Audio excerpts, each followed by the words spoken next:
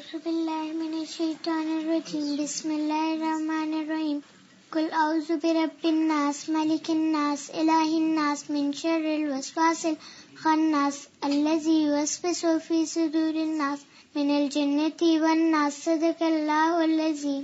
شاباش ماشاءاللہ بہت اچھا پڑھا. نحمده ونصلی علی رسولہ الکریم اما بعد فاعوذ باللہ من الشیطان الرجیم بسم اللہ الرحمن الرحیم رب اشرح لی صدری ویسر لی امری واحلل عقدۃ من لسانی یفقہوا قولی.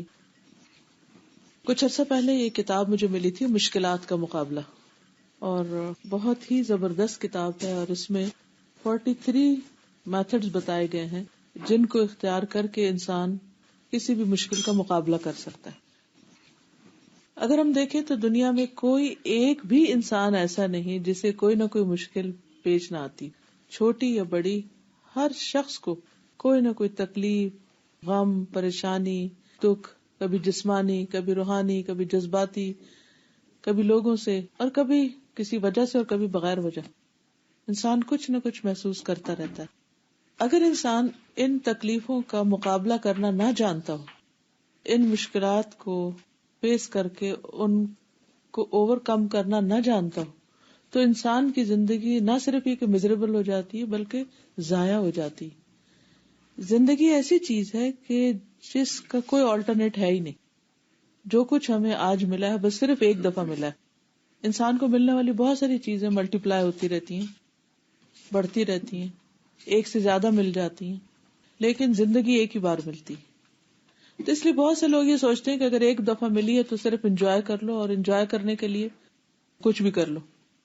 لیکن عموماً یہ دیکھا گیا کہ جب ہم اس راستے پہ چلتے ہیں کہ زندگی کو صرف انجوائمنٹ کا ذریعہ سمجھتے ہیں تو بعض اوقات اس کے ذریعے اور زیادہ مشکلات میں پھنستے چلے جاتے ہیں، کیونکہ اس دنیا میں کوئی الٹیمیٹ انجوائمنٹ ہے ہی نہیں. کوئی بھی چیز جس کو آپ انجوائے کرتے ہیں کچھ عرصے کے بعد اس کی ایکسائٹمنٹ ختم ہو جاتی ہے، اس کی انجوائمنٹ ختم ہو جاتی ہے، اور پھر وہ خوشی بھی غم میں بدل جاتی ہے، وہ تکلیف میں بدل جاتی ہے، پریشانی میں بدل جاتی ہے. پر ایسے میں انسان کو کرنا کیا چاہیے؟ کیا اس کو اپنے اوپر غالب کر لے، کیا اس سے ہار جائے، یا اس کو ہرا دے، یا اس کا مقابلہ کرے؟ اور جہاں تک مشکلات کا تعلق ہے تو اللہ سبحانہ وتعالیٰ نے بھی قرآن مجید میں فرمایا کہ الف لام میم احسب الناس ان یترکوا ان یقولوا آمنا وهم لا یفتنون وَلَقَدْ فَتَنَّا الَّذِينَ مِن قَبْلِهِمْ فَلَيَعْلَمَنَّ اللَّهُ الَّذِينَ صَدَقُوا وَلَيَعْلَمَنَّ الْكَاذِبِينَ. سورۃ العنکبوت آیت نمبر 1-3. الف لام میم. کیا لوگوں نے گمان کیا ہے کہ وہ اسی پر چھوڑ دیے جائیں گے کہ یہ کہہ دیں کہ ہم ایمان لائے اور ان کی آزمائش نہ کی جائے گی؟ حالانکہ بلا شبہ یقیناً ہم نے ان لوگوں کی آزمائش کی جو ان سے پہلے تھے. سو اللہ ہر صورت ان لوگوں کو جان لے گا جنہوں نے سچ کہا، اور ان لوگوں کو بھی ہر صورت جان لے گا جو جھوٹے ہیں. یا ان لوگوں نے جو برے کام کرتے ہیں یہ سمجھ لیا ہے کہ وہ ہم سے بچ کے نکل جائیں گے، بہت برا ہے وہ فیصلہ جو وہ کر رہے ہیں. تو اس سے یہ پتہ چلتا ہے کہ اللہ تعالیٰ نے دنیا بنائی ہی اس طرح ہے کہ اس میں ہر انسان کو آزما کر پرکھ کر اچھی طرح جانچ کے دیکھا جائے، اس کو ٹیسٹ کیا جائے کہ وہ کیا کرتا ہے. تو زندگی میں ٹرائلز اور ٹربولینسز تو ہوں گے ہی، ان کو انسان روک نہیں سکتا. کچھ ایسے ہوتے ہیں کہ جو ود ان یور سیلف ہوتے ہیں، آپ کے اپنے اندر ہوتے ہیں، کچھ باہر ہوتے ہیں. بعض اوقات آپ اپنے اندر کی چیزوں کو کنٹرول کر بھی لیتے ہیں تو باہر کے آنے والی پریشانیاں ان کو آپ نہیں کنٹرول کر سکتے. So that is part of life. جب تک انسان زندہ ہے، کوئی بھی، خواہ وہ نیک ہے، بد ہے، بڑا ہے، چھوٹا ہے، عورت ہے، مرد ہے، غریب ہے، امیر ہے، بادشاہ، فقیر ہے، سب کے ساتھ یہ لگا ہوا ہے. تو اصل امپورٹنٹ چیز یہ ہے کہ ہم ایسے موقع پر کرتے کیا ہیں، ہمارا ری ایکشن کیا ہے، ہم اس کو فیس کس طرح کرتے ہیں، ہم اس سے ڈیل کس طرح کرتے ہیں. اور ہم سے یہی دیکھا جا رہا ہے. قرآن مجید میں انسان کی زندگی کی جو تخلیق ہے اس کے ساتھ ہی بتا دیا گیا خلق الموت والحیات لیبلوکم. تو یہ تو ہوگا، اس نے زندگی اور موت کو بنایا تاکہ تمہارا امتحان لے، تمہیں ٹیسٹ کرے. تو یہ لازم ہے، اس سے نکل نہیں سکتے. پھر یہ بھی نہیں کہ جو امتحان ہے وہ کوئی غلط قسم کے یا برے لوگوں پر آتے ہیں، نیک لوگوں پر بھی آتے ہیں. اور جو جتنا زیادہ نیک ہوتا ہے اس کا امتحان اتنا زیادہ ہوتا ہے. حدیث میں آتا ہے اشد الناس بلاء الانبیاء ثم الامثل فالامثل. لوگوں میں سب سے زیادہ سخت آزمائش انبیاء کی ہوتی ہے.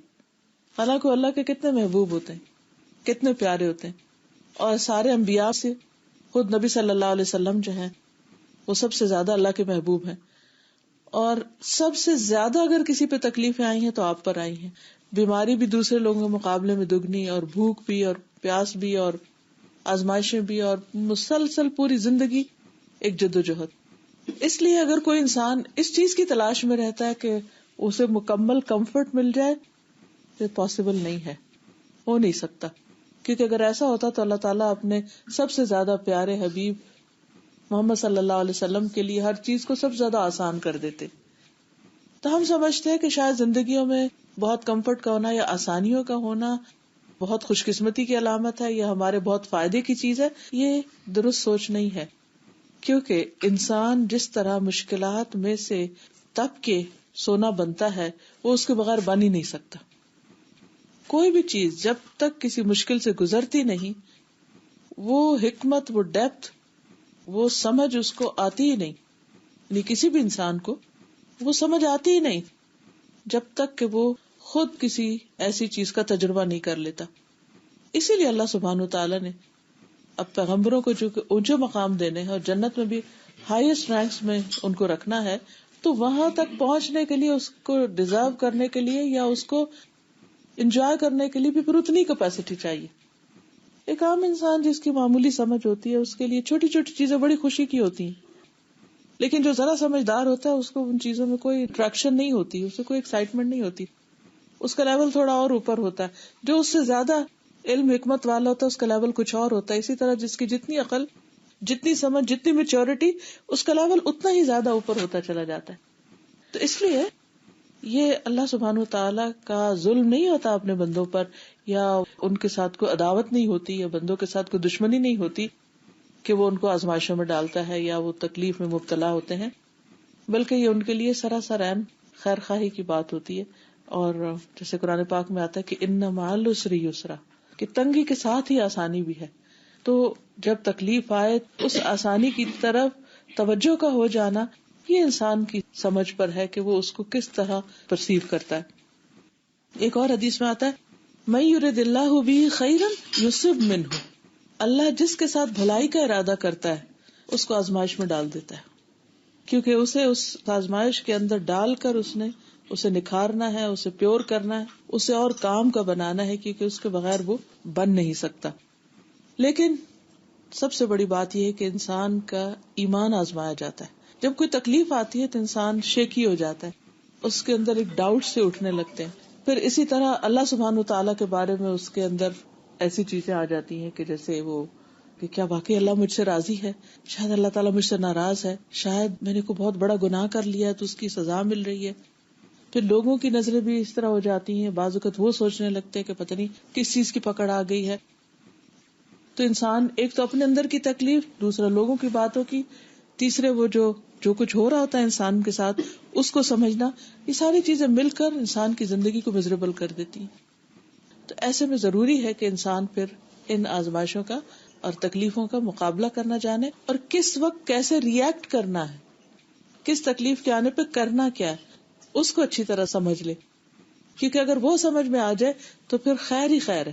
نبی صلی اللہ علیہ وسلم نے فرمایا عجبا لامر المؤمن ان امرہ کلہ خیر، مومن کا معاملہ بہت ہی تعجب والا، امیزنگ، بلا شبہ اس کا سارا معاملہ بھلائی والا ہے، اس ہر حال میں اس کے لیے بھلائی ہے. اور یہ سعادت صرف مومن کو حاصل ہے. اگر اس کو خوشی ملے تو وہ شکر کرتا ہے اور یہ اس کے حق میں بہتر ہوتا ہے، اور اگر اسے تکلیف آئے تو وہ صبر کرتا ہے اور یہ بھی اس کے حق میں بہتر ہوتا ہے. تو گویا جس کے اندر ایمان ہوتا ہے اس کا اللہ پر اعتماد ہوتا ہے، ایک ٹرسٹ ہوتا ہے کہ میرے رب نے جو بھی میرے ساتھ کیا وہ بہت ہی بہترین کیا. اور وہ بعض اوقات انتہائی تکلیف کی حالت میں بھی صبر کر رہا ہوتا ہے اور ساتھ ہی صبر کے شکر بھی کر رہا ہوتا ہے. مثلاً ایک حدیث میں آتا ہے کہ مومن کا حال عجیب ہے کہ جب اس کی روح اس کے پہلوؤں سے نکل رہی ہوتی ہے، جسم کا ساتھ چھوڑ رہی ہوتی ہے، تو اس وقت بھی اس کی زبان پر شکر ہوتا ہے، اس وقت بھی اس کی زبان پہ اللہ کی تعریف ہوتی ہے.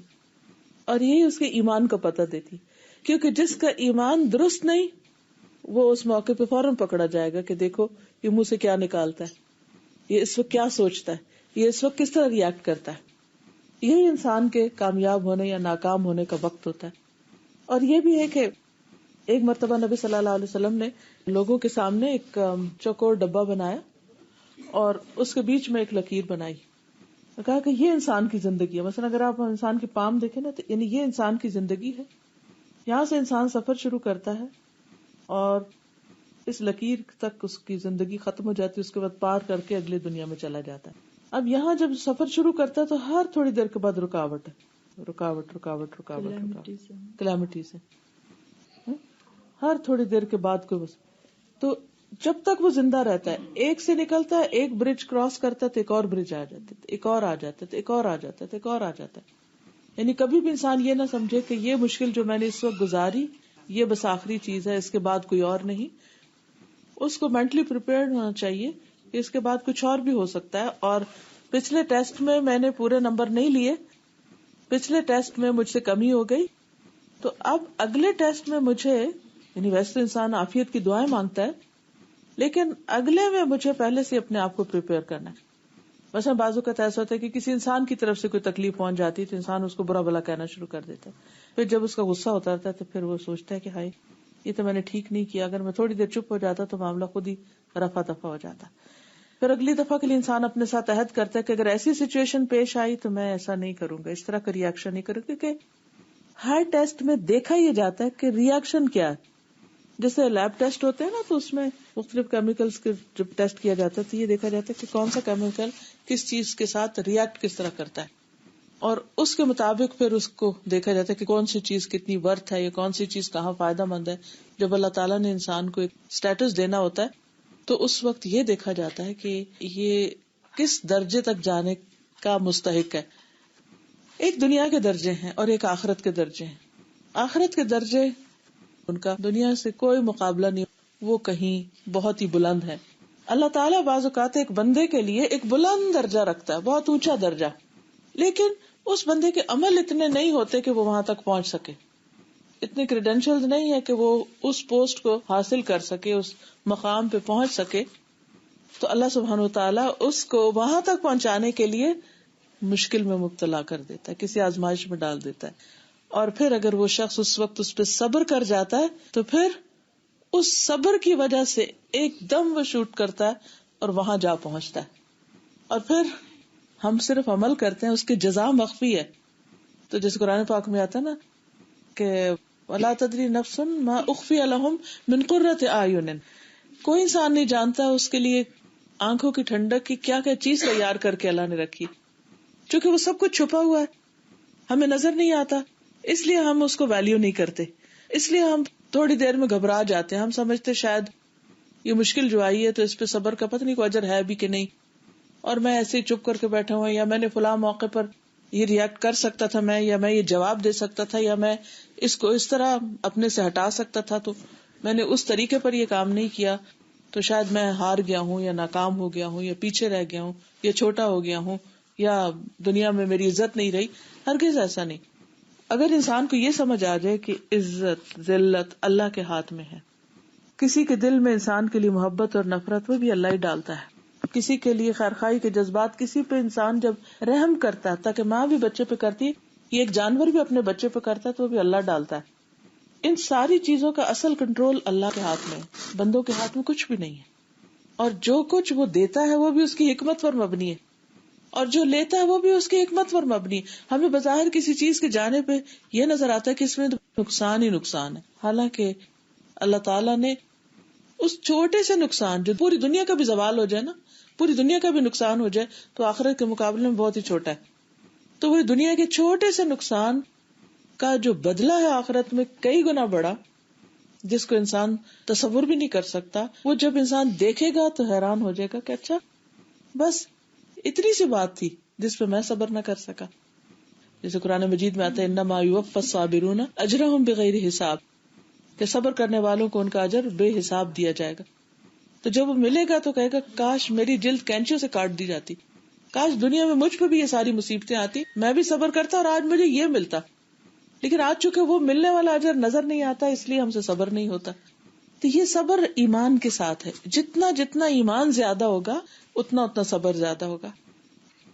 بعض اوقات انسان کہتا ہے کہ ہاں میں صبر کرتا ہوں، لیکن حقیقت میں وہ نہیں کر رہا ہوتا، اور صبر آتا بھی نہیں، کیونکہ صبر اللہ ہی کے دینے سے آتا ہے، اور انسان جتنا اللہ پہ اعتماد کرتا ہے اتنی مقدار میں اس کو ملتا چلا جاتا ہے. تو اس لیے دنیاوی اعتبار سے بھی مقام بلند ہونے کے لیے اور آخرت کے اعتبار سے بھی صبر کی ضرورت ہوتی ہے. بنی اسرائیل کو اللہ سبحانہ و تعالیٰ نے ایک لمبا عرصہ نعمتوں سے نوازا. دنیا کی کسی قوم کی تاریخ اتنی پرانی نہیں ہے، یا اتنی ریکارڈڈ نہیں ہے، یا اتنی محفوظ نہیں ہے جتنی بنی اسرائیل کی ہے. آپ دیکھیں کہ جو مختلف تہذیبیں دنیا کی تھی، خواہ انڈس ویلی کی ہو، یا موہنجو داڑو کی ہو، یا ٹیکسلا کی ہو، یا ایجپشن سیولائزیشن ہو، یا اور بہت سی دنیا میں تہذیبیں آئیں، قومیں آئیں گئیں، بڑی طاقتور قومیں بھی تھیں، قوم عاد کی طرح، لیکن کسی کے کچھ زیادہ نہ ریمینز ملتے ہیں، نہ کوئی زیادہ ہسٹری ملتی ہے. کچھ نشان آثار موجود ہیں، لیکن پتہ نہیں چلتا کہ کون لوگ تھے، کیا کرتے تھے. اس کے برعکس اگر آپ بنی اسرائیل کو دیکھیں تو ایکچولی ابراہیم علیہ السلام سے جو ان کی تاریخ شروع ہوتی ہے تو اب تک یہ قوم چلی آ رہی ہے. اس قوم کو اللہ سبحانہ وتعالیٰ نے دنیاوی اعتبار سے بہت عروج عطا کیا. قرآن پاک میں 2 دفعہ آتا ہے، یا بنی اسرائیل اذکروا نعمتی التی انعمت علیکم وانی فضلتکم علی العالمین. اے بنی اسرائیل، میری اس نعمت کو یاد کرو جو میں نے تم کو دی ہے، اور یہ کہ میں نے تمہیں دنیا والوں پر فضیلت عطا کی. 2 بار. یہ کیا فضیلت تھی؟ یہ فضیلت یہ تھی کہ موسیٰ علیہ السلام سے لے کر، موسیٰ علیہ السلام نے جب ان کو فرعون سے نجات دلائی تھی، یوسف علیہ السلام کے زمانے میں لوگ مصر گئے، پھر وہاں سے جب نکلے تو اس وقت سے لے کے عیسیٰ علیہ السلام تک تقریباً 1400 سال بنتے ہیں. ان 1400 سالوں میں مسلسل ان کے اندر انبیاء رہے. ہمارے پاس نبی صلی اللہ علیہ وسلم تقریباً 22 سال صرف رہے. ان کے پاس 1400 سال کے وقفے میں ایک دن بھی خالی نہیں تھا کہ جس میں ان کے پاس آسمان سے وحی کا سلسلہ نہ ہو. یہ تھی وہ فضیلت جو انہیں دنیا کی ساری قوموں پر عطا کی گئی. لیکن ان نعمتوں کو پا کر ان کا جو ریاکشن تھا، یا ان کا جو جواب تھا، یا ان کی جو اطاعت اور فرما برداری کا لیول تھا، وہ درست نہیں تھا. ہاں، جہاں جہاں جن حصوں میں تھا وہاں اللہ نے ان کو امامت بھی عطا کی. ان میں انبیاء کے علاوہ ملوک بھی بھیجے. تو اللہ تعالیٰ سورۃ سجدہ میں فرماتے ہیں وَجَعَلْنَا مِنْهُمْ أَئِمَّةً يَهْدُونَ بِأَمْرِنَا لَمَّا صَبَرُوا وَكَانُوا بِآيَاتِنَا يُوقِنُونَ. اور ہم نے ان میں سے کئی پیشوا بنائے جو ہمارے حکم سے ہدایت دیتے تھے جب انہوں نے صبر کیا اور وہ ہماری آیات پر یقین کیا کرتے تھے. تو اس سے ہی پتہ چلتا ہے کہ کسی بھی کام کے کرنے کے لیے انسان کو، خواہ وہ دنیا کا ہو یا دین کا ہو، خواہ تبلیغ ہو یا ٹیچنگ ہو یا کسی اور پیشے سے آپ منسلک ہو، ان سارے کاموں کو کرنے کے لیے سخت محنت اور صبر چاہیے. عام طور پر ہم یہ سمجھتے ہیں کہ شاید کسی کو تبلیغ کرنے کا کام یا دین کا کام یہ بڑا آسان کام ہے، کچھ بھی اٹھ کے پڑھا دو، لیکچر دے دو، درس دے دو، تبلیغ کر دو تو بس واہ واہ کی بات ہے. ایسا نہیں ہے. جو شخص بھی اس راستے پر چلتا ہے اس کے لیے بھی طرح طرح کے مسائل ہیں، چاہے وہ اللہ کا کتنا ہی پیارا کیوں نہ ہو، اور اگر وہ اس پر صبر کرتا ہے تو اللہ سبحانہ وتعالیٰ اس کی بات میں بھی اثر ڈال دیتا ہے اور اس کے لیے اور راستے ہموار کر دیتا ہے. اور اگر وہ صبر نہیں کرتا تو جو وہ کر رہا ہوتا ہے وہ بھی جاتا ہے. جیسے بنی اسرائیل عزت اور بلندی کے مقام سے نیچے آ گئے، اسی طرح انڈیویجولز بھی ایسے ہی ہوتے ہیں کہ اگر اللہ ان کو چنتا ہے کسی کام کے لیے اور وہ اس میں ثابت قدمی اختیار نہیں کرتے تو واپس ڈکلائن ہو جاتا ہے. یہدون بامرنا لما صبروا، وہ ہمارے حکم کے ساتھ لوگوں کو ہدایت دیتے رہے، لوگوں کی ہدایت کا کام کرتے رہے جب تک انہوں نے صبر کیا.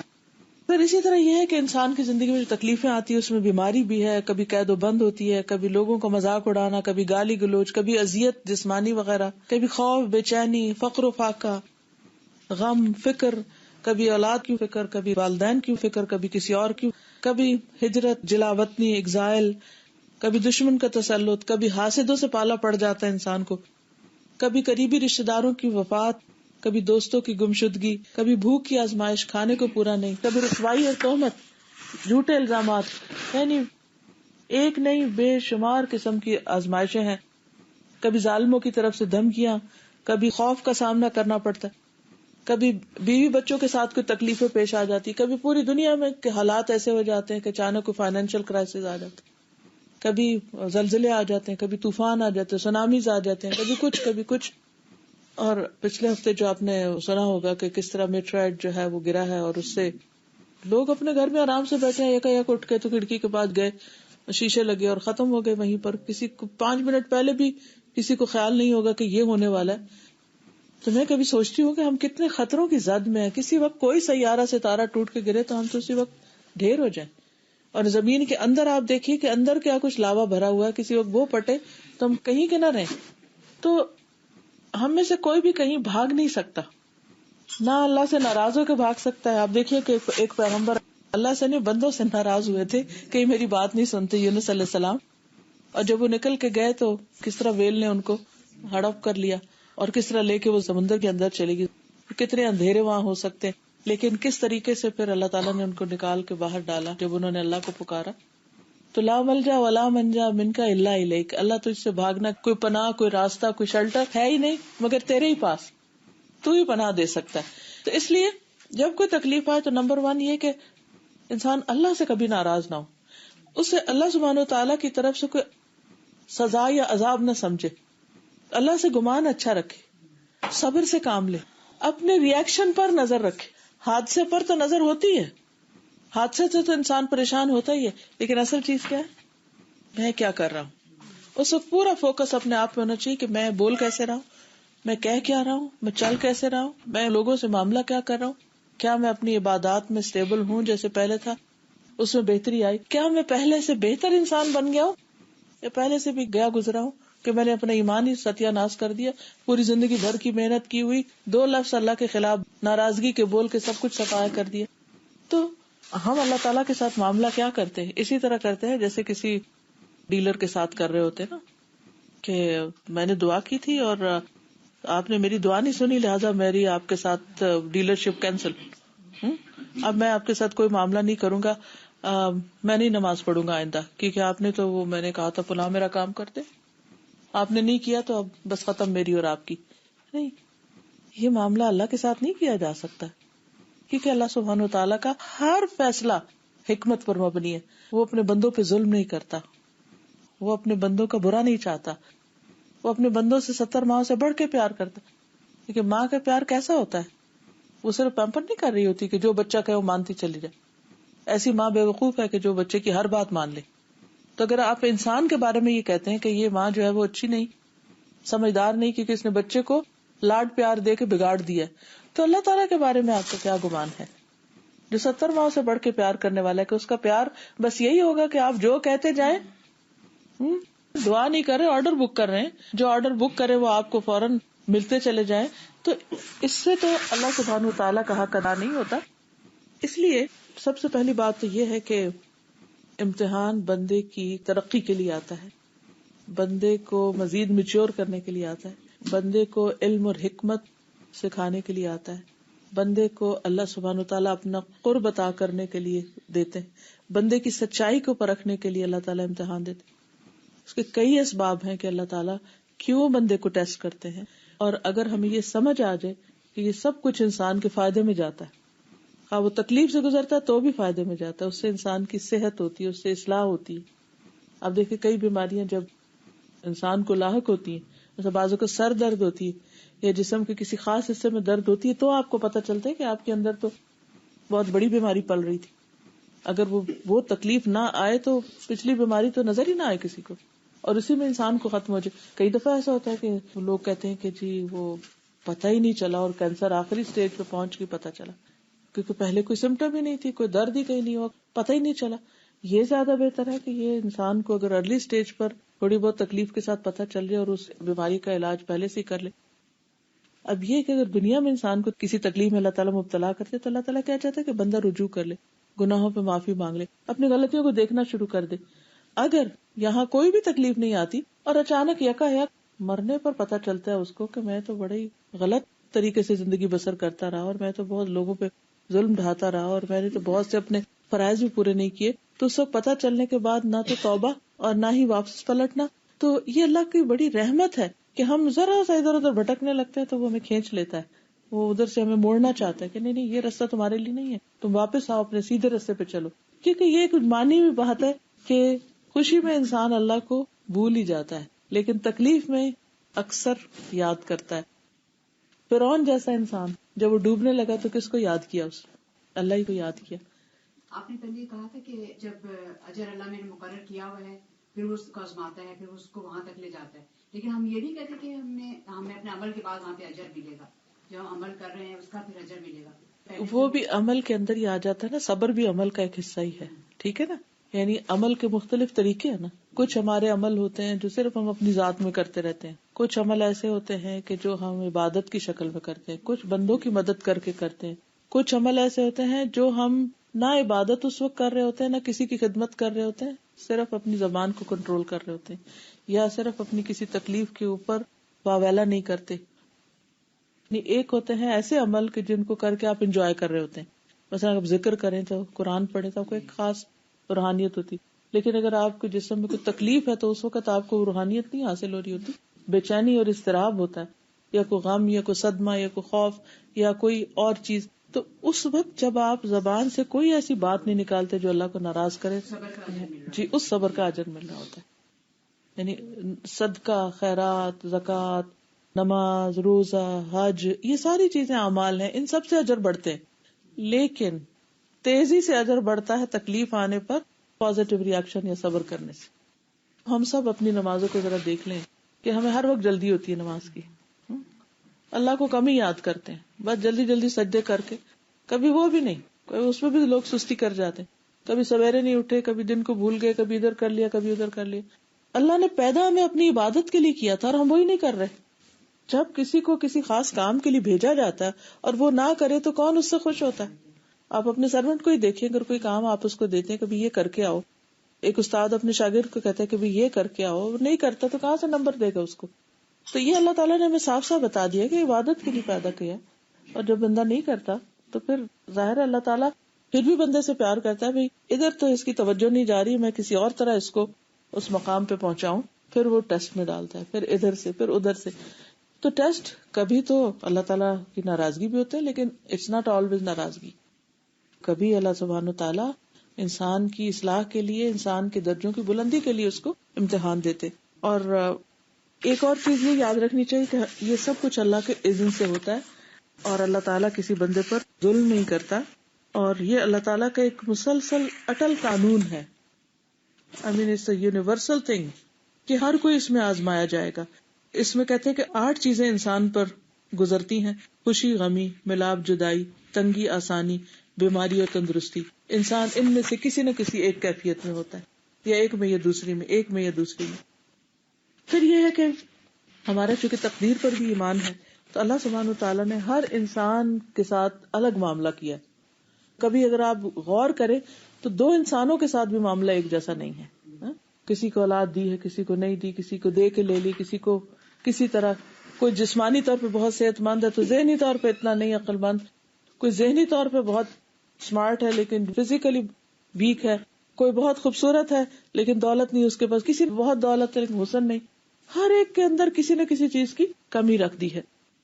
اور پھر جب انسان ان سب چیزوں سے گزرتا ہے تو دراصل اس کے ساتھ اللہ سبحانہ وتعالیٰ کا معاملہ دوسرے سے مختلف ہوتا ہے. تو اس میں ایک چیز ہمیں یہ کرنی چاہیے کہ جب کبھی کوئی خاص تکلیف ہم پہ آئے نا, تو ہم لوگوں کے ساتھ خود کو کمپیئر نہ کریں کہ دیکھو فلاں تو اتنے عیش کر رہا ہے, اس کو تو کوئی اولاد کا دکھ نہیں دیکھنا پڑا, فلاں کو تو اللہ نے یہ بھی دیا اور مجھے یہ نہیں دیا.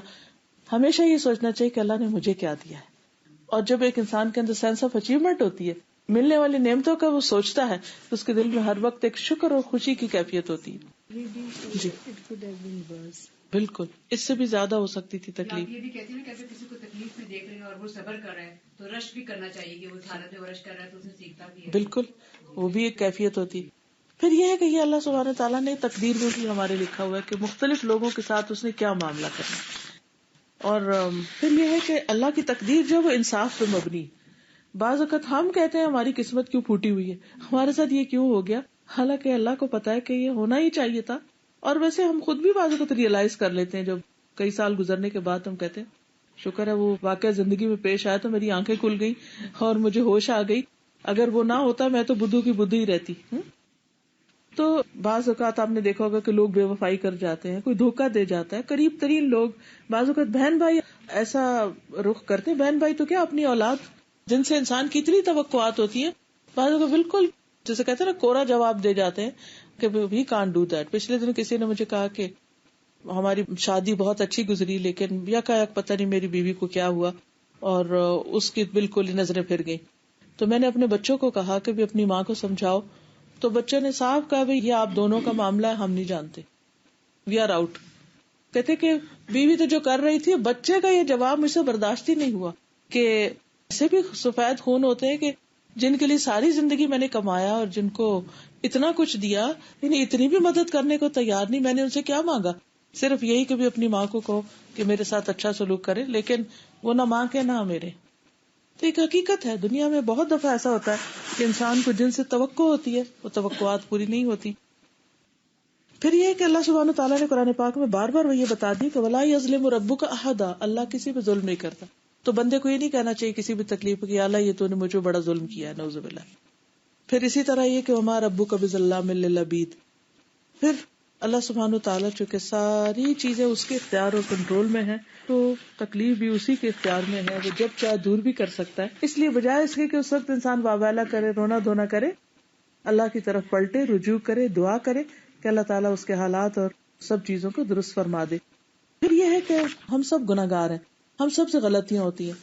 تو یہ جو تکلیفیں ہوتی ہیں یہ ہماری غلطیوں کا کفارہ بھی ہو جاتی ہیں اور اس سے ہمیں ایک بہتر انسان بننے کا موقع ملتا ہے. جیسے جسمانی طور پر ہم نہا دھو کے صاف ستھرے ہو جاتے, تو روح پہ جو داغ دھبے گناہوں کے لگتے ہیں وہ کسی نہانے دھونے سے صاف نہیں ہوتے. بعض اوقات ٹھیک ہے ہم قرآن پڑھتے ہیں, ذکر کرتے ہیں تو ہمارے دلوں کی صفائی ہوتی ہے, لیکن بعض صفائیاں ایسی ہوتی ہیں کہ جو اوپر سے ہلکی پھلکی ڈسٹنگ سے ہو جاتی, اور کچھ صفائیوں کے لیے بلیچ بھی کرنا پڑتا ہے, اور کچھ میں کھرچا کھرچی بھی ہوتی ہے اور ڈیپتھ میں جانا پڑتا ہے. تو اس لیے اللہ تعالیٰ چاہتے ہیں کہ قیامت کے دن جب انسان اللہ کے حضور حاضر ہو تو بالکل نہایا دھویا صاف ستھرا. اسی لیے مومن کو موت کی تکلیف آتی ہے, اسی لیے موت سے پہلے جو بیماری ہے وہ مومن کے حق میں بہت بڑی خیر ثابت ہوتی ہے. اسی طرح باقی تکلیفیں بھی. نبی صلی اللہ علیہ وسلم نے فرمایا کہ مومن کی مثال اس نرم و نازک کھیتی کی طرح ہے جس کو ہوا جھکاتی اور مائل کرتی رہتی ہے. اسی طرح مومن کو آزمائش آتی رہتی ہے اور اسے اللہ کے سامنے جھکاتی رہتی ہے. اور منافق کی مثال صنوبر کے درخت کی ہے جو اس وقت تک نہیں ہلتا نہ جھکتا جب تک اس کے کٹنے کا وقت نہیں آ جاتا. وہ پورا اکھڑ کے گر جائے گا مگر جھکے گا نہیں. لیکن مومن جو ہوتا ہے نا اس کے اندر لچک ہوتی ہے, جب تکلیف آتی ہے تو اللہ کی طرف آتا ہے, نمازیں پڑھتا ہے, صدقہ خیرات کرتا ہے, روتا ہے اللہ کے آگے اور اللہ کے اور قریب ہو جاتا ہے. تو آزمائش جو ہوتی ہے وہ مومن کو مزید اللہ سبحانہ تعالیٰ کے قریب کرتی رہتی ہے. پھر یہ ہے کہ انسان کے اوپر جو تکلیف آ جائے تو یا ماضی میں جو گزر چکی ہے ان کو بار بار نہیں کریدنا چاہیے اور اس پہ غم نہیں منانا چاہیے, کیونکہ اللہ سبحانہ تعالیٰ نے یہ تکلیفیں اس لیے نہیں دی تھی کہ انسان ان میں گھرا رہے اور انہی کو سوچتا رہے. نہ ماضی ہمارے ہاتھ میں جو ہو چکا سو ہو چکا, نہ مستقبل ہمارے ہاتھ میں ہے. ہم اس وقت جو ہیں اصل میں ہماری زندگی یہ چند لمحے, ان لمحوں کو انسان بہتر سوچ کے ساتھ, پازیٹو تھنکنگ کے ساتھ گزارے, نہ کہ اگلے پچھلی باتیں جو ہیں ان پر حزن اور غم کا شکار ہو. اسی لیے ہر نماز کے بعد ہمیں دعا مانگنے کو سکھایا گیا کہ اللہم انی اعوذ بک من الہم والحزن, اللہ میں تیری پناہ میں آتی ہوں ہم اور حزن سے. یہ دو چیزیں انسان کو بیکار کر دیتی. تو خوب دعا کرنی چاہیے کہ اللہ جو ہو چکی ہیں چیزیں وہ ہمارے دل سے مٹا دے, بلا دے, تاکہ جو ہمارے پاس وقت ہے اسے کسی بیٹر پروڈکٹیو کام میں گزار سکے. پھر اسی طرح یہ کہ اللہ نے جو تم پر مصیبت نازل کی ہے اس کے متعلق تم اللہ سے راضی رہو, یعنی کہ اللہ کے بارے میں پھر ہماری تھنکنگ جو ہے وہ پازیٹیو رہنی چاہیے. پھر اسی طرح بعض اوقات انسان زندگی میں کچھ حاصل کرنا چاہتا ہے, وہ نہیں حاصل کر سکتا, انسان سمجھتا ہے کہ اس کا سب کچھ ختم ہو گیا, حالانکہ اگر وہ چیز مل جائے انسان کو تو وہ اس کے لیے اور بڑا فتنہ اور مصیبت بنے. پھر اسی طرح یہ ہے کہ کوئی بھی مصیبت ہمیشہ کے لیے نہیں ہوتی. ہر مصیبت کے اندر اللہ نے ایسی صلاحیت رکھی ہے کہ آتی ہے اور پھر آہستہ آہستہ اس کا اثر کم ہو جاتا ہے. جیسے پانی بوائلنگ ڈگری پہ پہنچتا ہے, بوائل ہوتا ہے, اور اگر آپ اس کو چھوڑ دیں تو تھوڑی دیر کے بعد اس کی گرمی یا شدت یا حدت جو ہے وہ کم ہونے لگتی. تو خود انسان کے اندر اللہ تعالیٰ نے ایسی چیزیں رکھی ہیں کہ انسان کی جو اندر کی حدت یا تکلیف یا گرمی یا غم یا غصہ ہے وہ وقت کے ساتھ ساتھ کم ہوتا چلا جاتا ہے. پھر انسان کو ہمیشہ یاد رکھنا چاہیے کہ ہم اکیلے نہیں ہیں جو اس مصیبت میں. تو جب انسان اپنے سے زیادہ بڑی مصیبتوں والوں کو دیکھتا ہے تو اس کا غم ہلکا ہو جاتا ہے. پھر اسی طرح انسان کو یہ یاد رکھنا چاہیے کہ اس مصیبت میں مبتلا ہونا میرے لیے زیادہ بہتر ہے بنسبت نہ ہونے کے. قرآن پاک میں آتا ہے وَعَسَىٰ أَن تَكْرَهُوا شَيْئًا وَيَجْعَلَ اللَّهُ فِيهِ خَيْرًا كَثِيرًا. ہو سکتا ہے ایک چیز تمہیں سخت ناپسند ہو اور اللہ تعالیٰ اسی کے اندر تمہارے لیے بہت بڑی بھلائی رکھی ہو.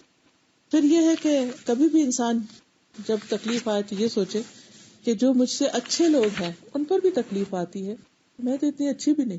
انبیاء, اولیاء, بزرگان دین وغیرہ کو یاد کرے کہ ان کی واقعات پڑھے, صحابہ کی کہانیاں پڑھے, انبیاء کے قصے پڑھے, ان کے اوپر جو جو کچھ گزرا. آپ دیکھیں کہ ایک ایک پیغمبر آدم علیہ السلام سے لے کر محمد صلی اللہ علیہ وسلم تک جتنے بھی قرآن پاک میں واقعات, ان میں سے کون سا پیغمبر ایسے جس کی آزمائش نہ ہوئی ہو؟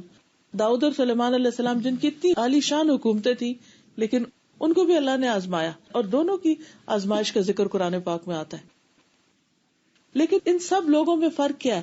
ان سب لوگوں پہ جب آزمائش آئی تو وہ خبردار ہو گئے, چوکنے ہو گئے اور اللہ کے قریب ہو گئے. تو تکلیف تو آنی ہے. اب ہمارے پاس دو میں سے ایک چوائس ہے, یا تو ہم اللہ کو ناراض کر لیں اور یا ہم اللہ تعالیٰ کو راضی کر لیں. تو وہ پھر ہمارا اپنا فیصلہ ہے. جو ہم چوز کریں گے, جو اللہ کی رضا پہ راضی ہوگا اللہ اس کو راضی کر دے گا, اور جو راضی نہیں ہوگا اللہ بھی اس سے ناراض ہو جائے گا. پھر اسی طرح یہ ہے کہ آزمائشیں مانگنی نہیں چاہیے, اور آزمائشوں سے پہلے خود کو محفوظ کرنا چاہیے, پروٹیکٹ کرنا. جیسے سردی گرمی آ رہی ہوتی ہے تو کچھ لوگ اس وقت تک نہیں باز آتے جب تک ٹھنڈ ان کو لگ نہیں چکتی, کہ گرمی ان کو ہٹ نہیں کر لیتی. تو ہمیں پتا ہے کہ بھی کس ایکسٹینٹ تک ہم جا سکتے ہیں, تو اس سے پہلے ہی اپنے کپڑے, ڈریس, گھر, ہر چیز کو انسان اکارڈنگلی مینٹین کرے.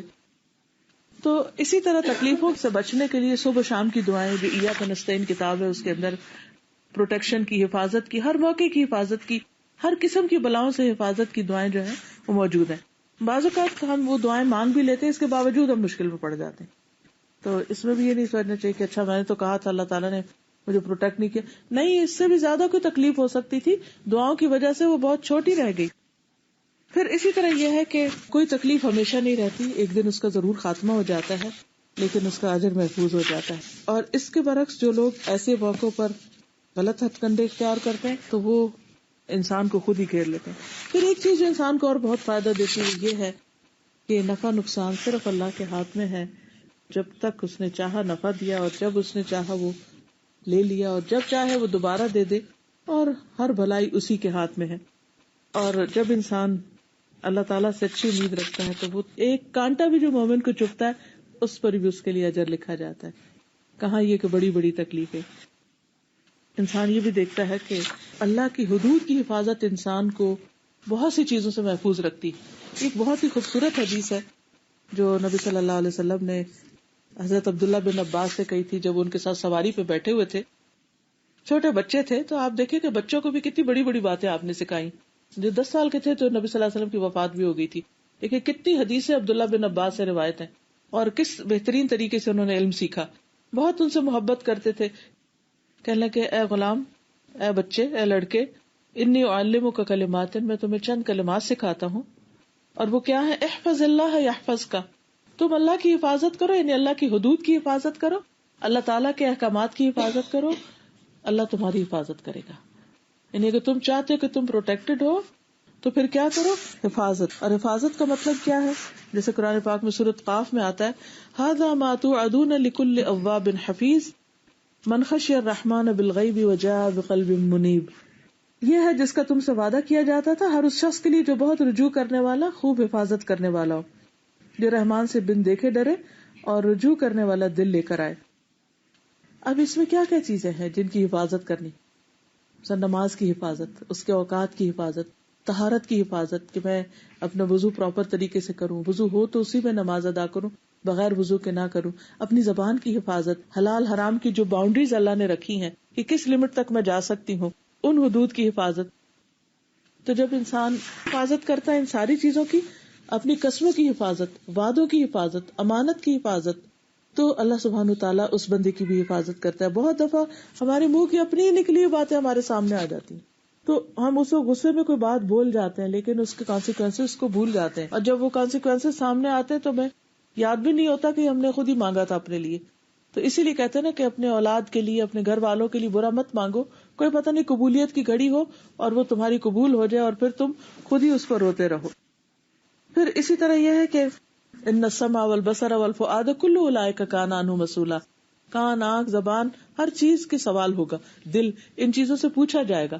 تو ان سے چونکہ سوال ہوگا تو اس لیے ان کی حفاظت ضروری. آنکھوں سے وہ نہ دیکھیں جس کو دیکھنے کو اللہ نے منع کیا، کانوں سے وہ نہ سنے جس کو سننا منع کیا ہے، دل میں وہ باتیں مت بار بار سوچے، مثلا کسی کے بارے میں گمان، برا گمان کرنا، اس سے منع کیا گیا ہے. تو اگر کوئی آ بھی جائے تو اس کو نکالنے کی فکر کرے، کیونکہ یہ ساری چیزیں جو ہیں یہ وعدہ خلافی میں یا اس حفاظت کے پردے کو توڑنے میں آتی ہیں. پھر اسی طرح یہ ہے کہ عافیت کی دعا مانگتا رہے انسان تاکہ اللہ تعالیٰ بندے کو اپنی حفاظت میں رکھے. پھر اسی طرح یہ ہے گناہوں سے توبہ کرتا رہے، کیونکہ گناہ جو ہے انسان کے رزق کو گھٹا دیتے ہیں، گناہ اللہ تعالیٰ سے دور کر دیتے ہیں انسان کو. اس طرح اور بھی بہت ساری چیزیں میں نے اس میں سے صرف آدھی آپ کے سامنے رکھی ہیں. میں ہائیلی ریکمینڈ کروں گی اس کتاب کو، اگر آپ لے کے ایک پیج، دو پیج بھی روز پڑھتے رہیں، لٹرلی تھوڑا تھوڑا، جیسے ہوتا ہے نا ایک ڈراپ لینا، وٹامن کا ایک ڈراپ کے طور پر ایک اس کا اچھی طرح سمجھ کے میں اس کو پڑھتی رہی ہوں.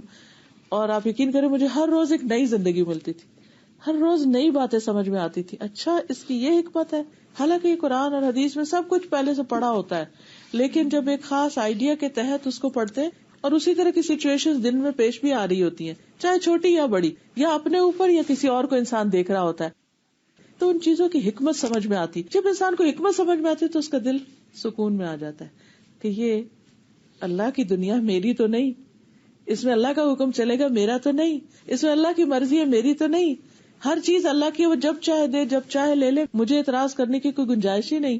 تو پھر انسان ان چیزوں کو ایکسپٹ کرنے لگ جاتا ہے.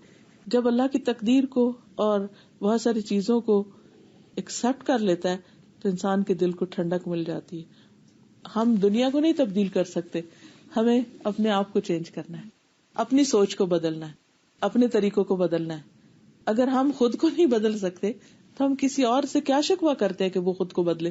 پھر ہمیں لوگوں کے رویوں کی کیوں تکلیف ہے، یا لوگوں کے رویوں کے اوپر ہم کیوں پریشان ہوتے ہیں؟ تو اس لیے جب انسان کا ایک کنیکشن ہو جاتا ہے پاور ہاؤس کے ساتھ، انرجی اس کو ملتی رہتی ہے، تو اس سے کیا ہوتا ہے کہ انسان ایک اچھی، مطمئن، خوش، پرسکون زندگی بسر کرنا سیکھ لیتا ہے. باہر طوفان بھی ہو تو اس کے اندر ایک اطمینان ہوتا ہے.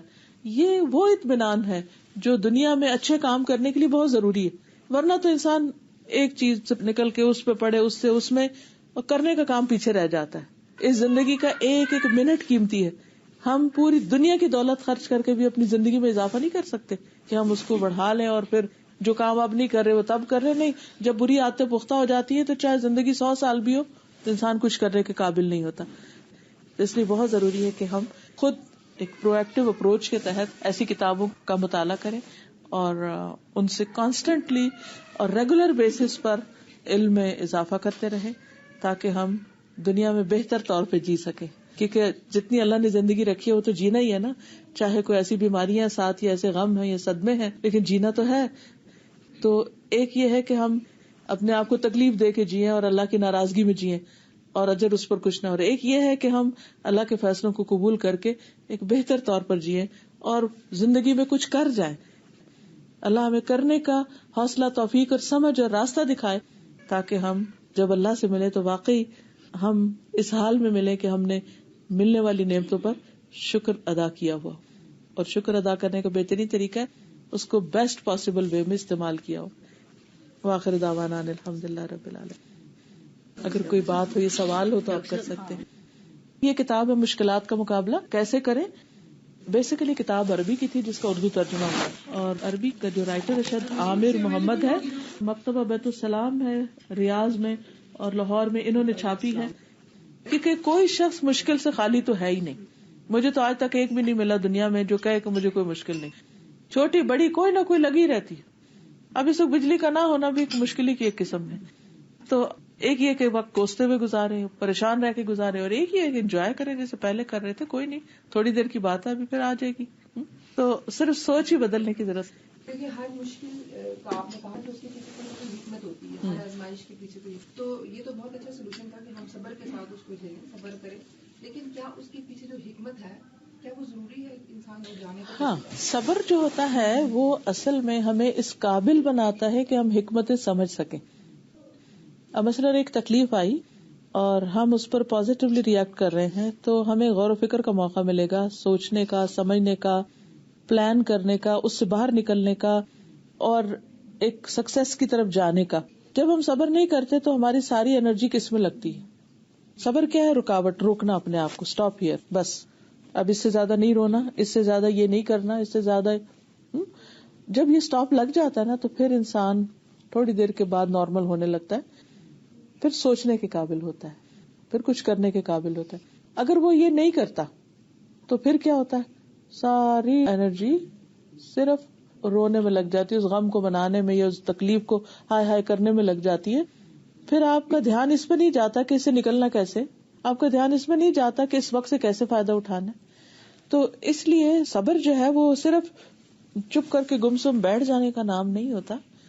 صبر کا مطلب یہ ہے کہ اپنے آپ کو اس چیز سے روک کے, اس کو برداشت کر کے جو آپ کو منفی طرف لے جا رہی ہے اس کو چینلائز کرنا ہے, پازیٹیو وے میں دوسری طرف لے کے جانا ہے. میں نے جب سے آپ کی لیکچر لینے شروع کیے ہیں تو میں نے ایک بڑا اچھا پڑھا کہ رونے میں جب افسوس یا ماتم یہ ایسا کرتے ہیں تو نیچرلی جب فیملیز میں ڈیتھ ہو جاتی ہے تو کبھی رونا آتا ہے, آپ کو بالکل مہینوں اور دنوں کر لگ جاتے ہیں. اس وقت یہ کہ نہ نماز کا ہوش رہتا ہے نہ قرآن کا ہوش رہتا ہے. جب سے یہ ہوا ہے تو یہ کہ اللہ کی مرضی, اللہ تو نے لے لیا, تیری مرضی تیری چیز تھی, تو بڑا دل کو سکون آتا ہے یہ پڑھ کے, اور دل چاہتا ہے کہ بھی اب جو چلی گئی اس کے لیے پڑھا جائے. بالکل اسی بہتری اب رونے اور سے تو کوئی فائدہ نہیں کہ اپنے آپ کو خراب, کیونکہ جب انسان اس پہ صبر کر لیتا ہے نا تو اللہ تعالیٰ فرماتے ہیں کہ الذین اذا اصابتهم مصیبۃ قالوا انا للہ وانا الیہ راجعون اولئک علیہم صلوات من ربہم ورحمہ واولئک هم المہتدون. کہ وہ لوگ جب ان پہ مصیبت آتی ہے تو وہ کہتے ہیں بے شک ہم بھی اللہ کے لیے ہیں اور اللہ ہی کی طرف واپس جانے والے. مال چلا گیا, اولاد چلی گئی, کوئی اور عزیز پیارا چلا گیا تو ہم بھی اسی راستے پہ, آج اس کی باری کل ہماری بھی آنے والی ہے. اور اس کے بعد وہ اس کو ایکسپٹ کر لیتے ہیں کہ یہ ہو گیا, اب اس کو ریورٹ نہیں کر سکتے. ایسے لوگوں کا انسٹنٹ ریوارڈ کیا؟ اولئک علیہم صلوات من ربہم, ان لوگوں پر رب کی طرف سے رحمتیں نازل ہوتی ہیں اور خاص رحمت نازل ہوتی, اور ان لوگوں کو ہدایت نصیب ہوتی ہے. وہ اولئک هم المہتدون, ان کو راہ مل جاتی ہے کہ وٹ نیکسٹ, اب کرنا کیا ہے. جو ہونے والی بات تھی وہ ہو گئی, اس کو میں چینج نہیں کر سکتا. یہ تقدیر میں لکھی تھی, بچہ ماں کے پیٹ میں ہوتا ہے تو اس کی زندگی کے ساتھ موت کا دن بھی لکھ دیا جاتا ہے. چینج نہیں کر سکتے ہم اس کو, اب چینج نہیں کر سکتے. اگر ہماری زندگی آج سے اس کے بعد ہمیں اگر مثلا 5 سال باقی ہیں تو اس کی فکر کرنی چاہیے کہ اچھا 5 سال میں کیا کیا میں کر سکتی ہوں. کیا میں سارا وقت ادھر رونے دھونے اور کاموں میں گزار دوں؟ اگر 5 سال مجھے تو میں اتنی نمازیں پڑھ سکتی ہوں, اتنا ذکر کر سکتی ہوں, اتنی خیرات کر سکتی ہوں, اتنے لوگوں کے کام آ سکتی ہوں. پورا پلاننگ شروع کر دیتے. اچھا 5 سال اور مجھے جینا. بلکہ میں نے اپنی زندگی میں یہی کیا, 5 سال کی جیسے پلاننگ اللہ ہی کی طرف سے ہوئی, اسی نے سمجھ دی. لیکن اس سے فائدہ یہ ہوا کہ اچھا یہ کر لیا ہے, اب یہ کرنا چاہیے, اب یہ کر لیا, اب یہ کرنا چاہیے. اس سے باقی جو بھی آ رہا ہے, جا رہا ہے, ہو رہا ہے, آندیاں طوفان چل رہے ہیں, لیکن فوکس کس پہ ہے؟ جیسے ایک کشتی پہ بندہ بیٹھا ہوتا ہے نا, اسموتھ سیلنگ نہیں ہوتی ہمیشہ. اب وہ چلتا ہے, کبھی بڑی اچھی ہوا چل پڑتی ہے, موافق ہوتی ہے تو تیز سے جاتے ہو, کبھی اپوزٹ آ جاتی ہے. لیکن جو ملاح ہوتا ہے اس کا دھیان کس پہ ہوتا ہے؟ منزل پہ. مجھے ادھر جانا ہے, یہ ابھی ہوا چلی جائے گی, مجھے اس کے ساتھ واپس نہیں پلٹنا, مجھے آگے ہی جانا ہے. اور پھر وہ تھوڑا مشکل میں آتا ہے, اس کو اسٹرگل کرنی پڑتی ہے, پھر اس سے گو تھرو ہو جاتا ہے, پھر کچھ دیر ٹھیک ہو جاتا ہے, پھر آگے ایک اور آ جاتا ہے, حتیٰ کہ وہ پہنچ جاتا ہے. تو مومن کی زندگی بھی اسی طرح ہے. بس اللہ کی طرف سے جو آزمائشیں ہوتی ہیں اللہ میں صبر بھی دیتا ہے, لیکن ایک بہت بڑا المیہ یہ ہوتا ہے کہ انسان کو واسطہ تو انسانوں کے ساتھ ہی رہتا ہے. بالکل. آج میں پڑھا رہی تھی گواہی کے بارے میں کہ مرنے کے بعد ہر انسان کی ایک گواہی ہوتی ہے اور وہ کاؤنٹ ہوتی ہے انسان کے نامہ اعمال میں, اور جس شخص کے لیے اچھی گواہیاں ہوتی ہیں ان کو قبول کیا جاتا ہے اور اس کے لیے جنت کی بشارت. لیکن یہ گواہیاں صرف لپ سروس نہیں کہ اوپر اوپر سے کوئی خوشامد کر رہا ہے یا سب لوگ اب اچھا کہہ رہے ہیں کسی کو تو ہم بھی اچھا ہی کہہ دیں. وہ دیکھا ہی جائے گا اس کے اندر کیا ہے, how you make other person feel about you. یہ ہمارا سب سے سخت ٹیسٹ ہے. ہمارے والد تھے تو وہ اکثر جب ہم چھوٹے تھے کہتے تھے بندوں کے حقوق ادا کرنا سب سے مشکل کام ہے. ساری زندگی بھی بندہ لگا رہے تو بندوں کے حقوق ادا نہیں ہوتے. میں کہتی تھی کہ کیا مشکل ہے, یعنی جتنی چھوٹی سی سمجھ تھی تو میں کہتی اس سے کیا مشکل ہے. ہمارا اس وقت کس کو حق دینا ہوتا تھا, نہ ماں باپ کی سننی پوری نہ کسی اور کی. تو پھر کچھ دن ہوتے تو پھر یہ کہتے کہ بندوں کے حقوق ایسے ہیں, ساری زندگی بھی 2 تو نہیں پورے ہوتے. پھر میں کہا اچھا, اب جب ہوش آئی تو واقعی سمجھ آئی کہ آپ ایک انسان کے ساتھ ساری زندگی احسان کریں نا, اور کسی ایک دفعہ آپ سے بھول ہو جائے یا غفلت ہو جائے یا کچھ, تو جو آپ کو رسپانس ملتا ہے, جو ریئیکشن ملتے ہیں آپ کو, یا جس طرح وہ ٹریٹ کرتے ہیں آپ کو, ہم دنگ رہ جاتے ہیں اور ٹوٹ کے پارا پارا ہو جاتے ہیں کہ یہ کیا. اس وقت اگر انسان کا اللہ کے ساتھ کنیکشن ہوتا ہے تو ایسے موقع پر بڑی آسانی سے سنبھل جاتا ہے کہ میں نے آج تک جو بھی کیا تمہارے ساتھ, بندے میں نے اللہ کے لیے کیا تھا, تمہارے لیے تو کیا ہی نہیں تھا, شکر ہے تمہارے لیے نہیں کیا, اللہ کے لیے کرتی رہی, چاہے قریب ترین رشتے بھی ہوں. بعض اوقات اپنی ماں کی بات ایسی چپ جاتی ہے کہ انسان کہتا ہے کہ اچھا ماں تو ایسی چیز ہے جس سے مجھے توقع ہے کہ وہ کبھی میرا دل نہیں توڑے گی. باپ سے انسان کو اتنی محبت ہوتی ہے, لیکن کبھی باپ کی طرف سے ایسی بات سن لیتا ہے کہ انسان کہتا ہے میرا دنیا میں کوئی نہیں, اور حقیقت یہی ہے کہ اللہ ہی سب کچھ ہے. اور اس میں میں سوچتی ہوں کہ جیسے انبیاء پہ بڑی بڑی آزمائشیں آئی نا, تو ابراہیم علیہ السلام کا میں پڑھ رہی تھی کہ جب ان کو باپ اور ساری قوم نے مل کے آگ میں ڈالنا چاہا, تو جس وقت پھینکے جا رہے تھے تو راستے میں جبریل آ گئے, میں آپ کے لیے کیا کر سکتا ہوں. تو انہوں نے کہا حسبی اللہ و نعم الوکیل, میرے لیے اللہ کافی ہے اور بہترین کارساز ہے. اس جملے کی وجہ سے, اس بول کی وجہ سے, اور یہ یعنی جب ان کو پھینکا جا رہا تھا, اس پھینکنے اور آگ میں پڑنے کے بیچ کی بات ہے, کتنے سیکنڈ ہوں گے نا, لمحے. حسبی اللہ و نعم الوکیل. تو اللہ نے اس آگ کو حکم دیا کہ تم اس کے لیے آگ نہیں رہنا, آپ ٹھنڈی ہو جاؤ, اور ابراہیم پر سلامتی. اتنا بڑا توکل. میں سوچتی ہوں اگر میں اس جگہ ہوتی تو میں کیا کہتے, جبریل پکڑ لو مجھے, پکڑ لو پکڑ لو, گرنے نہ دینا. یہ کیسے آتا ہے؟ یہ ان کے اندر اتنا بڑا ایمان کہاں سے آیا؟ وہ آزمائشوں سے آیا نا. جب باپ ان لوگوں میں شامل ہو گیا جو لکڑیاں ڈھو کے لا رہے تھے کہ جلانا ہے اس کو. آپ سوچئے کہ اگر آپ کو ان ہستیوں کی طرف سے جب ایسی چوٹیں ملتی ہیں نا, انسانوں کی پنچنگ کی بات ہو رہی ہے نا, کہ جن کے اوپر آپ کو بڑا مان ہوتا ہے, جن سے ہمارا کوئی تعلق نہیں, وہ کچھ بھی کہتے تو ہم کہتے ہیں ایسے ہی, اس کو کیا پتا, ان کی نہیں ہرٹ ہوتی اتنی. لیکن جو جان بوجھ کر ہرٹ کرتے ہیں, بہت تکلیف دہ ہوتا ہے, تو اس وقت انسان پھر کیسے ہرٹ نہیں ہوتا, اس کا کیا نسخہ ہے؟ وہ یہی ہے کہ حسبی اللہ ہو. اصل بات یہ ہے کہ اجر بھی اس پہ ہی ہے. حقیقت اگر انسان دیکھے تو انسان دنیا میں آیا بھی تنہا ہے اور اس نے جانا بھی تنہا ہے. یہ رشتے پیار کے اللہ نے بنائے ہیں, ان سب کے ساتھ ایک اللہ نے انسان کو خوشی بھی دی ہے, لیکن اللہ نے ڈپینڈنس ان پہ کرنے سے منع کیا ہے. ڈپینڈنس اللہ پر ہی ہونی چاہیے, توکل اسی پر ہونا چاہیے, اور بندوں کے ساتھ کچھ بھی کرے اتنا خالص ہو کے کہ ایک پائی کی بھی توقع نہ ہو کہ یہ میرے لیے کچھ کریں, تو انسان بالکل مطمئن رہتے. کیونکہ جب وہ نہیں کرتے تو پھر انسان کہتے ہیں یہ بیچارے کر بھی کیا سکتے ہیں, کیونکہ کرنے والا تو صرف اللہ ہے. تو اس لیے میں سمجھتی ہوں کہ اللہ سبحانہ و تعالیٰ کے ساتھ جو ہمارا ریلیشن شپ ہے, اس کو ہم جتنا اسٹرانگ کر سکے, ایمان میں جتنا مضبوط ہو, تو پھر بھی بندوں کی جو تکلیفیں ہیں وہ بھی پھر یہ سوچنا چاہیے. جیسے میرے ساتھ ایسے ہوتا ہے, بہت لوگوں سے ڈیلنگ ہوتی ہے, ہر وقت معاملہ ہوتا ہے, اور ظاہر ہے کہ جب آپ کسی سے ملیں گے تبھی آپ کو تکلیف ہوگی. اگر آپ کسی سے نہیں ملتے تو پھر آپ اپنے خیال میں کچھ باتیں یاد کریں تو الگ بات ہے. وہی لوگ جو اتنے اچھے ہوتے ہیں, ان کی کبھی کوئی بات ایسی چپ جاتی انسان کو. تو میں سوچتی ہوں کہ اچھا یہ ہرٹ کیوں ہوئی, اس کی کوئی وجہ ہے. اللہ تعالیٰ مجھے کچھ سکھانا چاہتا ہے.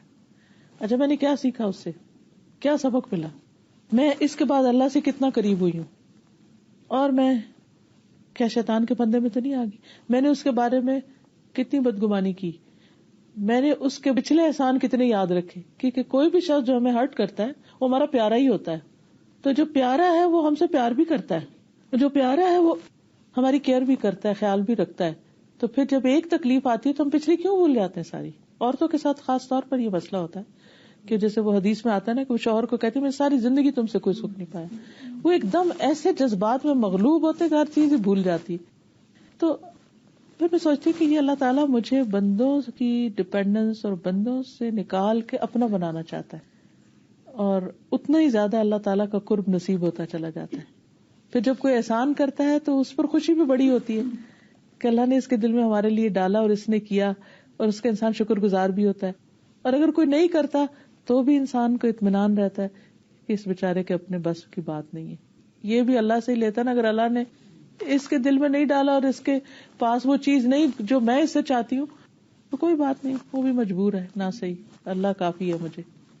چیپٹر پڑھا دی میجک آف تھنکنگ بگ، تو اس میں وہ چیپٹر تھا تو اس میں تھا انہوں نے ایک ایکسپیرینس شیئر کیا ہوا تھا کہ ایک جو رائٹر ہے وہ کہتے میں کسی کاؤنٹر پہ گیا اور میں نے دیکھا کہ اس سیلس مین سے آ کے کسٹمر نے نا بہت بدتمیزی سے بات کی، اور اس بدتمیزی کی بہت ہی زیادہ، اور کہتے کہ مجھے لگا کہ وہ برداشت نہیں کر سکے گا، ایٹ لیسٹ اس کے شکل پہ کوئی ایکسپریشن آئے گا، لیکن اسے وہ ان کو یس سر کرتا رہا اور وہ چلا گیا اور ناراض ہو کے. اس کے بعد کہتے میں آیا تو میں نے سوچا اچھا چلو اب وہ اپنی جھنجھلاہٹ اتارے گا. کئی دفعہ ہوتا ہے اس کو نہیں کہتے، اس کے کسی اور کے اوپر نزلہ گراتے ہیں. وہ آیا تھا اس نے یہ کیا، تو کہتے کہ مجھ سے اتنی پولائٹلی کاملی ساری بات کی، تو کہتے مجھ سے رہا نہیں کیا. میں نے اس سے پوچھا کہ you are a very brave person کہ you tolerated what this man said. تو اس نے کہا کہ let me tell you a secret, سارے انسان ایک جیسے ہیں، سب انسان اچھے ہیں، اور اگر یہ شخص مجھ سے آ کے لڑ رہا تھا نا تو اس کی پتہ نہیں کیا مجبوری تھی، ہو سکتا ہے اس کا بزنس برا جا رہا ہو سکتا ہے اس نے کوئی 8-10 ریزنز دیے، یا گھر میں لڑائی ہوئی ہو، بچہ بیمار ہو، کوئی مشکل ہو. اور مجھے خیال آیا کہ وہ ایک انگریز ایسے لکھ رہا ہے، اور ہمیں جب حدیث سے پتا چلتا ہے کہ ہم ہر ایک کے بارے میں اچھا گمان کریں، اور کتنی دفعہ اچھے گمان کے لیے ہمیں کہا گیا. بالکل. تو وہ کہتے ہیں کہ اس کے بعد مجھے بھی یہ فیلنگ ہوئی، میں جس کو دیکھوں مجھے لگے سب اینیمیز فرینڈ سب ایک جیسے اچھے انسان ہیں، ویسا ہی جسم ہے، ویسی سب چیز ہے، لیکن حالات انسان کے کئی دفعہ اس کو ایسا بنا دیتے ہیں کہ وہ ہمارے ساتھ ایسے بہیو کرتے ہیں. اس کے بیک گراؤنڈ، اس کے حالات، اس کی سوچ، کیونکہ اس نے بھی کہیں نہ کہیں نکالنا ہی ہے نا. اچھا استاذ، مجھے آپ کی ایک بات یاد آ رہی ہے، اسی طرح یہ جو ابھی یہ کہہ رہی تھی نا کہ لوگوں کی باتیں چھپتی ہیں بہت نا. ایک دفعہ آپ ہی نے مجھے کہا تھا اس طرح کی کنڈیشن آئی تھی کہ میں آپ سے ایڈوائس مانگ رہی تھی اصل، تو آپ نے کہا باتیں کیا ہے، زیادہ سے زیادہ ہوا ہے جو منہ سے نکل جاتی ہے، سو ڈونٹ مطلب، اور وہ ہوا میں گم ہو جاتی ہے. آئی ریمبر اٹ، اور اس کو بہت زیادہ عرصہ ہو گیا. اینڈ دین یو سیڈ کہ اگر آپ باتوں کو لے کے اپنی پتاری کرو گے تو مطلب جو پازیٹیو آپ کرنا چاہتے ہو زندگی میں you will never be able to achieve that. تو بس اس کے بعد سے جو مطلب when I listen to something وقتی طور پہ I do feel it, but then later on جیسے آندھی، تو that is natural. انسان کا شعور بھی ہاں بالکل. But then later on one says کہ اگر اس کو میں طاری کروں گی تو I won't be able to do جو میں نے کرنا ہے. تو بہت اس سے فرق. اور ڈاکٹر صاحب ایک یہ بھی ہے کہ یہ جو کہہ رہی تھی کہ صبر تو اللہ میاں دے دیتے ہیں نا، وہ تو اللہ تعالیٰ دیتے ہیں، لیکن صبر از ایٹ دا فرسٹ بلو، چاہے وہ کسی انسان کی طرف سے ہو، اللہ کی طرف سے ہو. اور یہ اسٹرینتھ ڈاکٹر صاحب تب آتا ہے when you're in touch with the Quran، تب آتا ہے، ورنہ انسان بہت زیادہ کمزور. ہم صبر کر لیتے ہیں، بعد میں اس کو اتنا خراب کرتے ہیں سوچ کے. 5 سال پہلے میرے ہسبینڈ کی ڈیتھ ہوئی تھی انفارچونیٹلی. جب ان کی ڈیتھ ہوئی تھی تو ظاہر ہے وقتی طور پہ جس طرح انسان بہت ہرٹ ہوتا ہے، رونا آتا ہے، سب کچھ ہوتا ہے، ہو رہا تھا، اس طرح کی کنڈیشن بھی ہو رہی تھی. لیکن پتہ نہیں کیوں اندر سے کسی چیز نے مجھے بڑا روک کے رکھا ہوا تھا. میں اس طرح وہ نہیں ریئیکٹ کر رہی تھی جس طرح نارملی ہمیں دیکھنے میں ملتا ہے. لیکن وہاں جو لوگ بول رہے تھے، جو کچھ کر رہے تھے، وہ کہتے ہیں کہ اس کو رلاؤ نا، یہ روتی کیوں نہیں ہے، لوگ کیا کہیں گے، اس کو رونا ہی نہیں ہوگا، لوگ باتیں کریں گے، اس کو پیار نہیں تھا. میں یہ سب کچھ سن رہی تھی، لیکن میں اپنے اندر ضم کر رہی تھی کہ اللہ بس مجھے تو اسٹرانگ رکھنا، مجھے ثابت کرنا. اور اب بھی جب میں کبھی سوچتی ہوں تو میں کہتی ہوں یا اللہ پتہ نہیں ان کا شعور کیسا تھا اور میرا شعور کیسا ہے. مجھے 4 بچے اللہ تعالیٰ نے دیے ہیں. یہ میری مطلب مڈل کی بیٹی ہے اور یہ میری سب سے چھوٹی بیٹی، اس کو بھی 1.25 سال کی تھی. اب میں اسے سوچتی ہوں تو میں کہتی ہوں نہیں، میں کامیاب جا رہی ہوں، میں جو دیکھنا چاہ رہی ہوں مجھے نظر آ رہا ہے، اور شاید یہی میری سب سے بڑی اچیومنٹ تھی. الحمدللہ. اور آپ سب سے بھی میری یہی گزارش ہے، میرے حق میں بھی دعا کریں. کچھ جیسی بہت سی ہیں ایسی جو اس قسم کی آزمائش سے گزر رہی ہیں. بالکل. اور مجھے اس چیز نے ان آزمائشوں میں مجبور کیا کہ میں اس قسم کے محافل اٹینڈ کروں. الحمدللہ. اور پھر یہ کہ یہ زندگی تو چند دن کی ہے، جب آخرت میں انسان جائے گا تو کہے گا کہ بس ایک صبح کا پہر شام تھا، بس اتنا ہی سا وقت تھا. ابھی تو لمبی لگتی ہے لیکن قیامت کے دن لمبی نہیں ہوگی، سب کچھ گزر جائے گا. اس برے سچویشن کی حکمت بعد میں بھی نظر آنی شروع ہوتی ہے، اور آخرت میں تو خوب نظر آ جائے گی پچھلا سارا دیکھ کے. آج ہم سمجھتے ہیں ہم شاید لکی نہیں، لیکن وہاں ہمیں لگے گا ہم سب سے زیادہ خوش قسمت ہیں. سامنے ہماری ایک کیفیت ہوتی ہے، جب ہم باہر جاتے فرق ہو جاتی پھر کیا کہا کہ اگر تمہاری اسی طرح تو پھر تو فرشتے تم سے ہاتھ ملاتے ہیں. اس میں یہ کہ 3-4 چیزیں. ایک ہے کمپنی. جن لوگوں کے ساتھ انسان اٹھتا بیٹھتا ہے، جن لوگوں کے بیچ میں ہوتا ہے، وہ جو کچھ کہتے ہیں وہ ہم پہ اثر ہوتا ہے اس کا. تو کچھ رشتے تو ایسے ہوتے ہیں جو آپ کے ساتھ لگ گئے ہیں نا، ان کو تو آپ نہیں کاٹ سکتے یا ان سے آپ نکل نہیں سکتے. لیکن انسان پھر اپنی چوائس سے بھی اپنی کوئی ایسی کمپنی ضرور رکھے. جیسے آپ کہیں کہ میں اس وجہ سے ایسی محفلوں کو اٹینڈ کرتی رہتی ہوں کہ جس سے میرا یعنی اسٹرانگ ہو رہی، اسٹرینتھ آ رہی ہے، میچورٹی آ رہی ہے. اگر آپ ان سے کٹ جائیں تو ان کے اندر آنے اور نہ آنے میں بہت بڑا فرق ہے. تو ایک تو کمپنی، ماحول.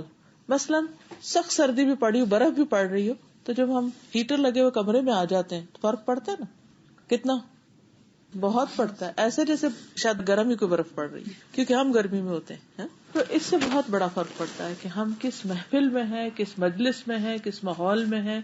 اس ماحول کو بنانا پڑتا ہے، وہ بنا نہیں ملتا. ہیٹر جلانا پڑے گا، ونڈوز بند کرنی پڑے گی، کارپیٹ بچھانا پڑے گا، چائے لانی پڑے گی، ایک ماحول بناتے ہیں آپ. اسی طرح ایمان کے لیے بھی، ایمان کی تقویت کے لیے بھی ماحول بنانا پڑے گا. اچھے لوگوں میں بیٹھنا پڑے گا، صحبت صالح اختیار کرنی پڑے گی. دوسری چیز ہے کہ انسان روحانی ترقی کے لیے کوشش کرتا رہے، جس میں قرآن کا پڑھنا ہے، تہجد کا پڑھنا ہے، ذکر اذکار کرنے ہیں، اس کے لیے لازمی وقت نکالے. اس سے انسان کی جب روح اسٹرانگ ہوتی ہے تو بہت ساری چیزیں جو ہیں وہ پھر سرفیس پہ آ جاتی ہیں اور ہلکی لگتی.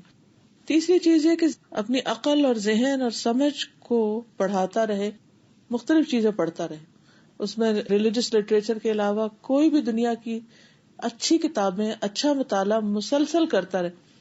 کسی بھی ایک دن ایک اچھی کتاب پڑھنے کے بعد جو آپ کا موڈ ہوگا اور نہ پڑھنے کے بعد بہت بڑا فرق ہوگا.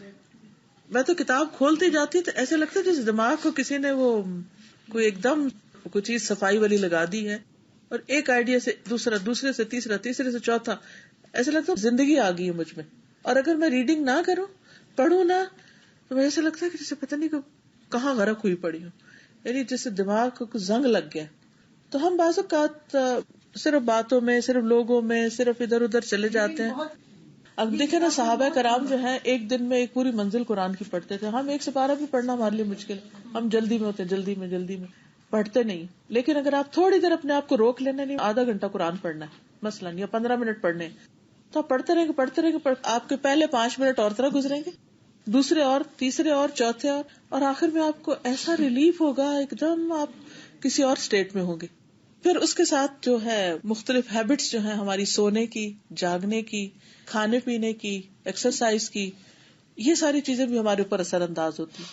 بعض اوقات مینٹلی ڈسٹرب ہوتے ہیں یا ویسے ڈپریسڈ ہوتے ہیں تو ہماری باقی ساری روٹین بھی اس کے اندر سک ہونے لگتی ہے اور وہ بھی ڈسٹرب ہو جاتی.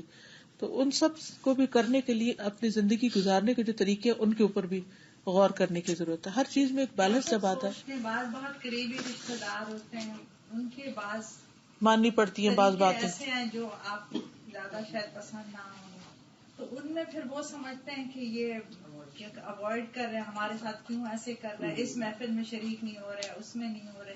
ان کو ایکسپلین کر دینا چاہیے. اگر انہیں سمجھ نہ آئے پھر کیا کریں؟ بس پھر چھوڑ دینا چاہیے سمجھا کے. ایک دفعہ میں آج ہی کی مثال بتاتی ہوں کہ میں بالکل کلاس کے لیے تیاری کر رہی تھی تو کسی دوسری سٹی سے ہمارے کچھ ریلیٹیوز آ گئے. اب وہ ٹائم اتنا کروشل تھا کہ ادھر 500 لوگ بیٹھے ہیں، انتظار کر رہے ہیں کہ میں آ کے ان کو پڑھاؤں، اور اس امانت کا حق یہ ہے کہ میں پڑھ کے جاؤں، نہ کہ ایسے اٹھ کے چلی جاؤں. اور ادھر سے یہ لوگ آ گئے تو آئے ہیں، میں ملی ہوں اچھی طرح سب کچھ. بچی کو میں نے کہا کہ تم سرو کرو، اور میں نے ان کو معذرت کی. میں نے کہا اس وقت میں ایک بہت بڑی امانت ہے میرے اوپر، مجھے اسے ادا کرنا ہے، تو آپ بھی میرے ساتھ چلے. تو میں نے دروازہ بند کیا، تھوڑا سا میں نے اپنا جو پڑھنا تھا پڑھا، اس کے بعد ان کو بھی میں ساتھ لے کے چلی گئی کلاس میں. جب میں واپس نکلی ہوں تو اتنا انہوں نے شکریہ ادا کیا کہ ہمیں اس سے اچھی تو کوئی ٹریٹ مل ہی نہیں سکتی تھی کہ جو کچھ آپ نے ہمیں وہاں بیٹھ کے دیا. اس کے بعد کھانا کھلایا جو بھی گھر میں تھا، اور پھر اس کے بعد ان کو رخصت کیا. اتنے خوش وہ لوگ واپس گئے. اب میں اس وقت سوچتی کہ اگر میں اس وقت کہتی ہاں نہیں اب تو میں چونکہ یہ آ گئے ہیں تو اس لیے اگر یہ مائنڈ کریں گے تو میں پہلے ان کو اٹینڈ کر لوں، اور پڑھنے کا تو خیر ہے نہ بھی پڑھوں، اور کلاس میں جا کے اٹھ پٹانگ کام کرتی اور ان کو بھی لے جاتی یا نہ لے جاتی، تو نہ ادھر کے نہ ادھر کے.